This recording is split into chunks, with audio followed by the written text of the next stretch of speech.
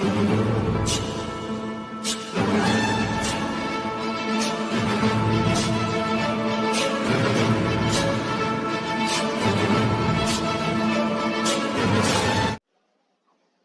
Friend, कैसे हैं? I hope आप सभी बहुत ही अच्छे, बहुत ही शानदार, बहुत ही जबरदस्त होंगे। तो आज का हमारी वीडियो का आगाज हो चुका है। जैसा कि आपको पता है कि जो आपके क्वेश्चन होने वाले हैं, सारे क्वेश्चन वो आपके जीके और जीएस पर के होने वाले हैं। तो आपका टाइम सीधा जो है टाइम बर्बाद नहीं करेंगे, सीधा चलेंगे अपने क्वेश्चन की तरफ। देखते हैं कि हमारे आज के क्वेश्चन क्या हैं। और जो लोग नए हों, सबसे पहले उस चीज को ध्यान दें कि जो लोग नए हों वो सबसे पहले जो है वीडियो को लाइक और कमेंट एक बार जरूर कर दे। तो ये हमारा जीके और जीएस का है। तो सबसे पहले यहाँ पे क्वेश्चन पढ़ते हैं, देखते हैं कि पहले क्वेश्चन में क्या कहा गया है। यहाँ पे देखिएगा स्क्रीन पे, निम्नलिखित में से किसने जो है पूछा गया, वन नेशनल 90 में धौलावीरा में अपनी खुदाई शुरू की। ठीक है, किसने जो है अपनी खुदाई धौलावीरा में शुरू की थी।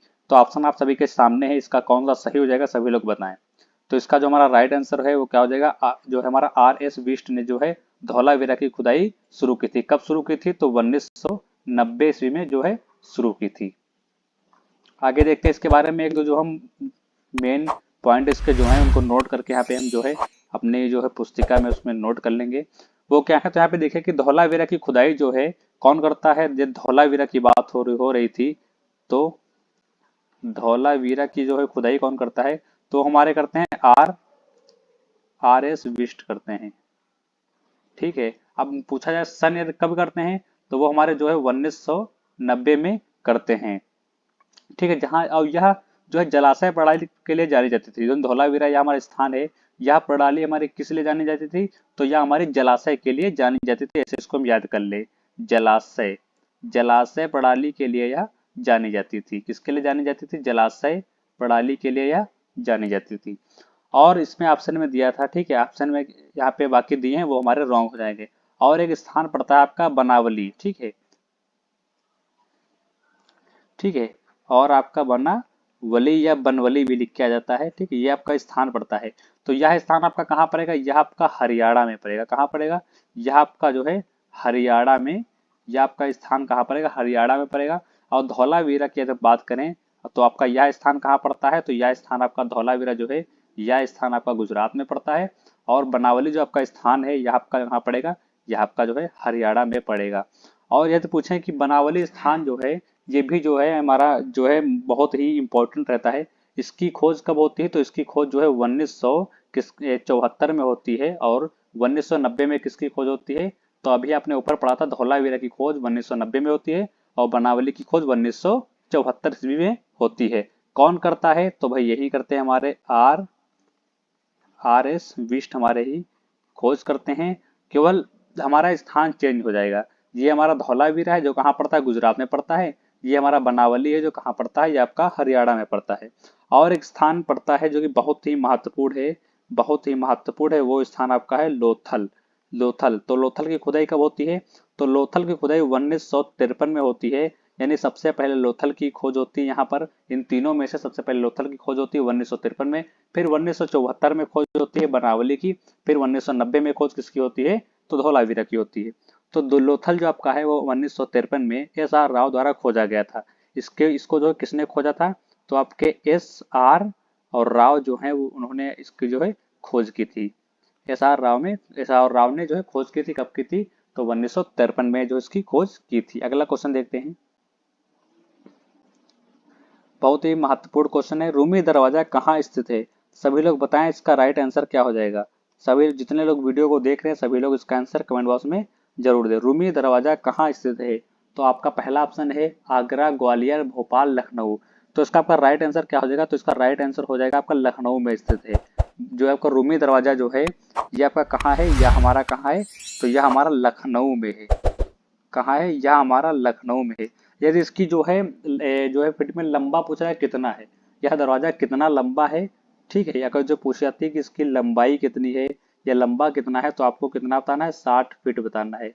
यह 60 फीट लंबा है, इसकी 60 फीट लंबाई है। लखनऊ में स्थित रूमी दरवाजा जो है, नवाब जो आपके रहते हैं, यहाँ पे लिखिएगा पॉइंट करके, यहाँ पे लिखिए तो आपको अच्छे तरीके से समझ में आ जाएगा। यहाँ पे लिखिएगा पॉइंट करके, तो यहाँ पे पूरा लिख दे रहे हैं फिर आपको समझाते हैं। लखनऊ, लखनऊ में स्थित, लखनऊ में स्थित लखनऊ में स्थित आपका जो कौन सा स्थित है, आपका रूमी दरवाजा। ठीक है, कहाँ, लखनऊ में स्थित है। वहाँ के नवाब कौन रहते हैं उस समय, जिस समय यह जो है दरवाजा जो है वहां पे बनाया गया था, तो नवाब रहते हैं आसफ। ठीक है, आसफ उद, ठीक है, दौला, आसफ उद दौला जो उस समय के रहते हैं, क्या रहते हैं, नवाब रहते हैं। और कब जो स्थापित कराया गया था, तो यह 1700 जो है 84 में या जो है रूमी दरवाजा स्थापित कराया गया था। दरवाजों के निर्माण के लिए जो है ईंटों का प्रयोग किया गया था। जो दरवाजे बनाए गए थे इसमें जो है, ये दरवाजा काहे के बने थे, इसमें ईंटों का प्रयोग किया गया था। ठीक है, जो कि बाद में चूने से ढक ढक दिए गए। यानी पहले दरवाजा बनाया गया, पहले जैसे ये हमारा दरवाजा होता है, ठीक है, ये हमारा दरवाजा ऐसे बनाए गए, ये हमारा दरवाजा था। ठीक है, दरवाजा दूसरे प्रकार से बना, लेकिन हमने ऐसे इसको बना दिया है दरवाजा था। इसमें ईंटों का तो प्रयोग यहाँ पे कर दिया गया, लेकिन बाद में चूने से उसको जो है, चूने से ऊपर ऐसे से ढक दिया गया। तो जो हमारी ईंटें हुई वो हमारी क्या हो गई, वो हमारी अंदर जो है, अंदर जो है दिखाई नहीं देती है, इस तरीके से होता है। ठीक है, आप सभी लोग बताएं रूमी दरवाजा जो है वो कैसा दिखता है, सभी लोग बताएं बाहर से, मतलब विशाल है, गोलाकार का है, इस तरीके से बनाया गया है। रूमी दरवाजा की आपका जो है इस तरीके से चौखंटा बनाया गया है। सभी लोग बताएं किस तरीके से बनाया गया है, सभी लोग कमेंट बॉक्स में कमेंट करके बताएं।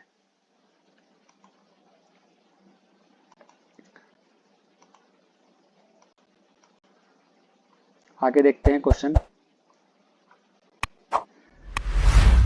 भारत की संविधान भाषा ने किस वर्ष में कामकाज प्रारंभ किया। जो भारत की जो आपके जो संविधान सभा है, या फिर सॉरी संविधान सभा है, भारत की जो आपकी संविधान सभा है उसने पूछा गया किस वर्ष में जो है कामकाज प्रारंभ किया था।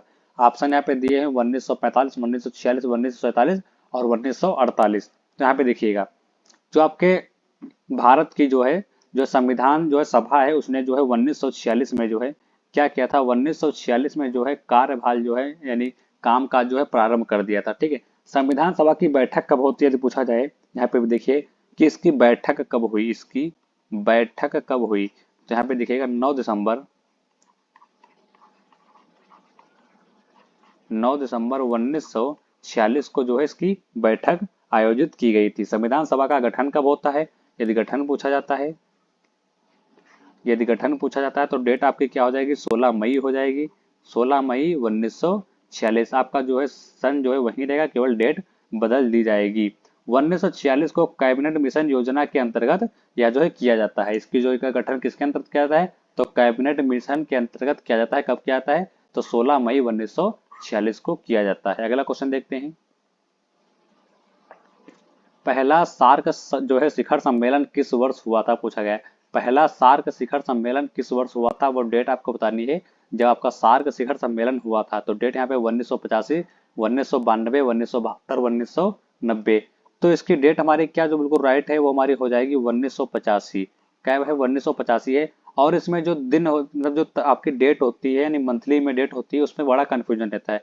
कभी 7 लिख के आता है तो कभी 8 लिख के आता है, दोनों डेटें सही है, 7 दिसंबर या 8 दिसंबर, दोनों डेटें यहाँ पे सही हैं। जो भी आ जाए ऑप्शन में आ जाए वो लगा दें, या तो दोनों मिलेंगे तो ऐसे एक में ही दिया होगा दोनों तो आपको वहीं टिक कर देना है। यदि ये 8 दिया होगा तो 7 नहीं दिया होगा, यदि 7 दिया होगा तो 8 नहीं दिया होगा। तो 7 या 8 दिसंबर 1985 में जो है क्या हुआ था, सार्क शिखर सम्मेलन हुआ था।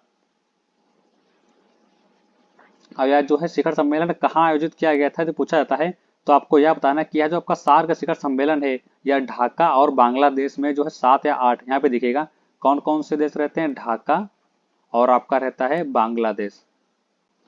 ठीक है, ढाका और बांग्लादेश इन दोनों देशों के बीच होता है। कब होता है, तो 7 या 8 को होता है, 8 दिसंबर को होता है, 8 दिसंबर को होता है। सन तो आपने लिखा था 1985 में होता है। ठीक है, आयोजित किया गया था। ठीक है, यदि पूछा जाए 7 जो आपके दक्षिणी एशियाई देश कौन कौन से हैं, यदि आपसे क्वेश्चन पूछा जाए कि 7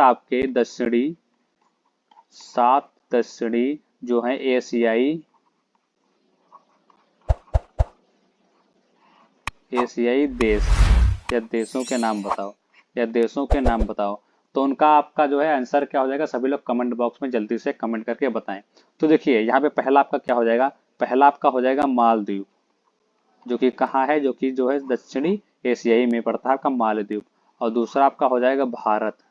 ठीक है, भारत हो जाएगा, भूटान हो जाएगा, भारत हो जाएगा, भूटान हो जाएगा, पाकिस्तान हो जाएगा, नल्ला पाकिस्तान हो जाएगा, और आपका कौन सा हो जाएगा, आपका नेपाल हो जाएगा,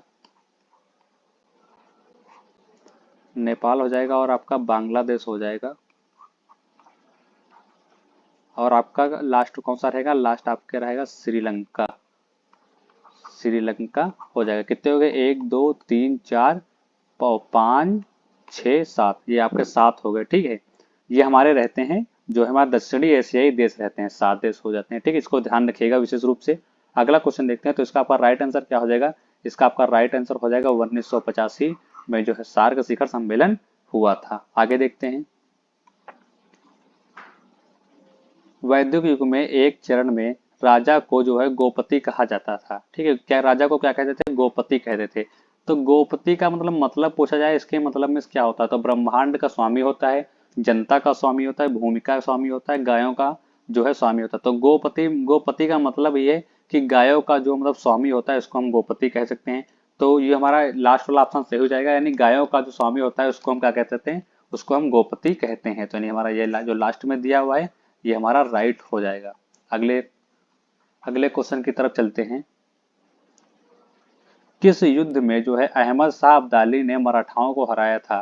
पूछा गया, युद्ध का नाम पूछा गया है कि कैसा कौन सा युद्ध होता है जिसमें अहमद शाह अब्दाली और जो है किसको हराते हैं, वो जो है मराठाओं को हराते हैं, पूछा गया है। तो यहाँ पे ऑप्शन दिए हुए हैं, इसका ऑप्शन जो राइट है वो सभी लोग कमेंट बॉक्स में कमेंट करके बताएं। तो इसका हमारा राइट आंसर क्या हो जाएगा, पानीपत की जो तीसरी लड़ाई होती है उसमें जो है आपके रहते हैं अहमद शाह अब्दाली रहते हैं और मराठा रहते हैं। तो जो है इनके बीच में युद्ध होता है और मराठा जो होते हैं वो हार जाते हैं और अहमद शाह अब्दाली जो है वो जीत जाते हैं। तो वहीं आपसे पूछा गया था, तो इसका राइट आंसर क्या हो जाएगा, पानीपत का तीसरा युद्ध। तो पानीपत का तीसरा युद्ध पूछा जाए, जहाँ पे देखिए पानीपत की तीसरी लड़ाई जो है वो 1761 में जो होती है, किसमें किस सन आपका पूछा जाए, इसे देखिए सन आपका पूछा जाए, तीसरी लड़ाई का सन पूछा जाए तो वो आपका 1761 हो जाता है। ठीक है, यहाँ पे इसको ध्यान रखिएगा। और अगर तो पूछा जाए कि यहाँ पे देखिएगा बक्सर का युद्ध दिया गया है, तो बक्सर का युद्ध कब होता है, तो वो यहाँ पे देखिए 22 या 23 अक्टूबर और सन आपका रहता है 1764। 1764 में जो है बक्सर का युद्ध होता है।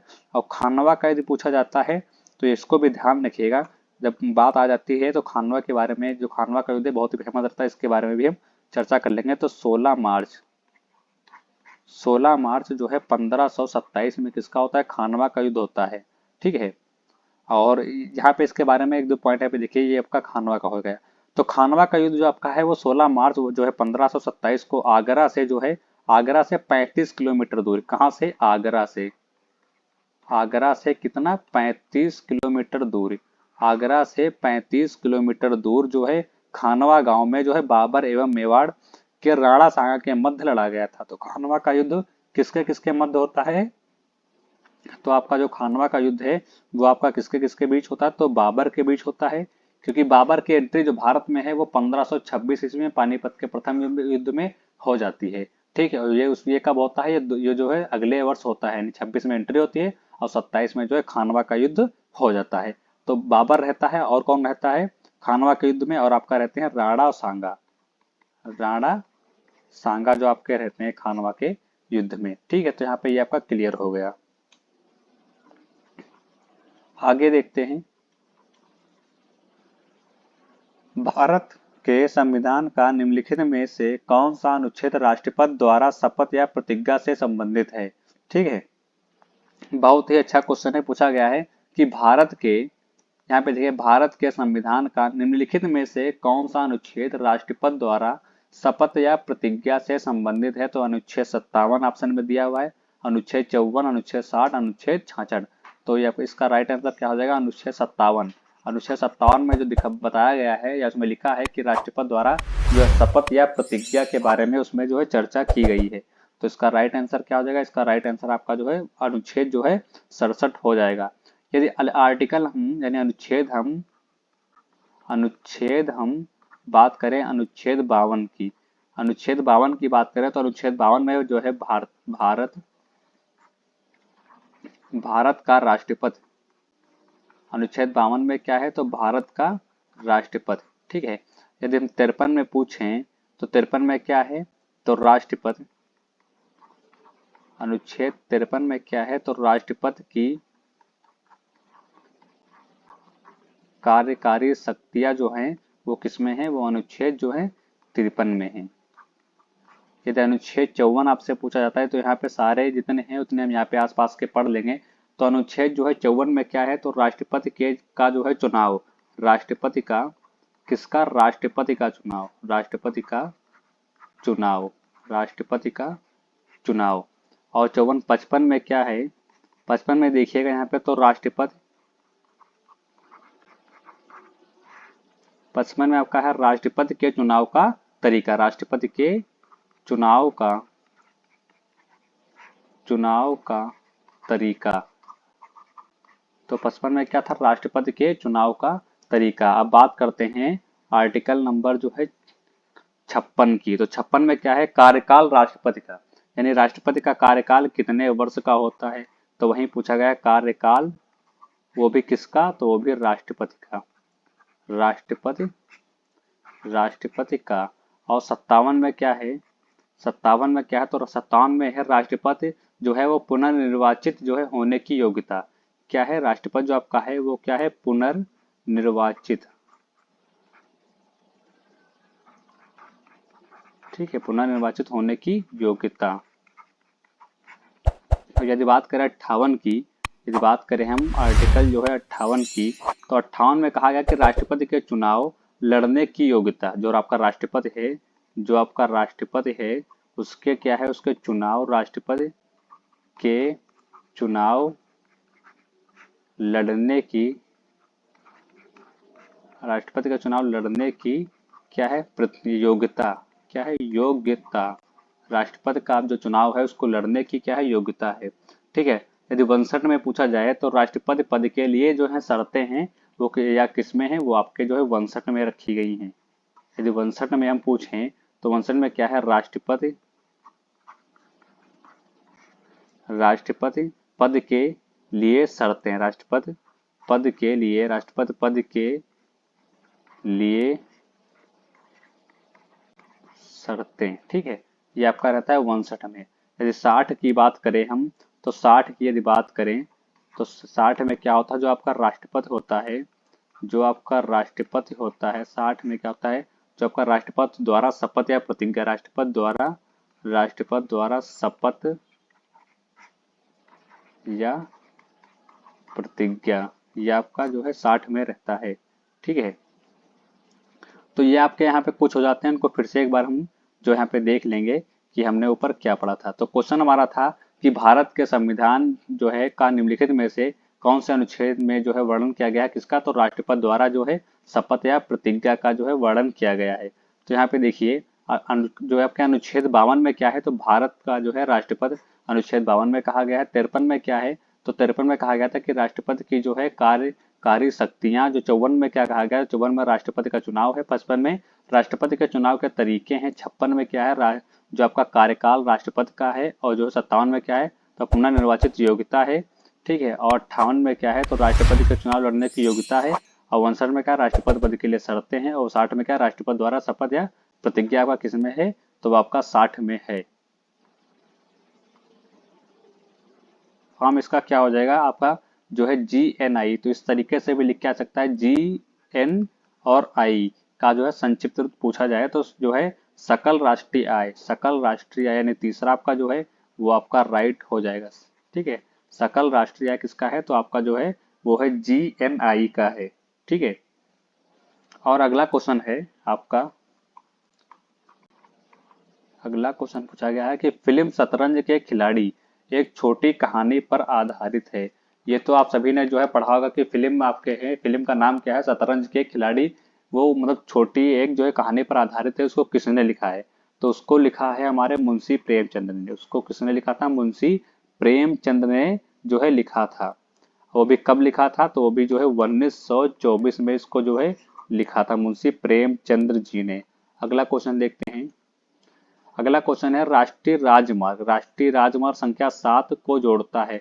7 किसको जोड़ता है, तो 7 हमारा जो राष्ट्रीय राजमार्ग है वो हमारा वाराणसी और किसको जोड़ता है, वाराणसी से कन्याकुमारी, वाराणसी से कन्याकुमारी को जो है क्या है, जोड़ता है। तो यानी इसके अकॉर्डिंग हमारा जो है पहला वो हमारा राइट हो जाएगा। और यह मार्ग अगर जो पूछा जाए कितना लंबा है, तो यह मार्ग हमारा 23 जो है, तो यह 2363 किलोमीटर लंबा है, यानी 2363 किलोमीटर क्या है, लंबा है। तो इसका हमारा राइट आंसर क्या हो जाएगा, वाराणसी से कन्याकुमारी, यानी पहला आपका जो है वो राइट हो जाएगा। वीडियो अच्छी लगी तो वीडियो को लाइक कमेंट शेयर जरूर करें। इसी प्रकार मिलते रहेंगे अगले नेक्स्ट वीडियो में। तब तक के लिए नमस्कार, जय हिंद।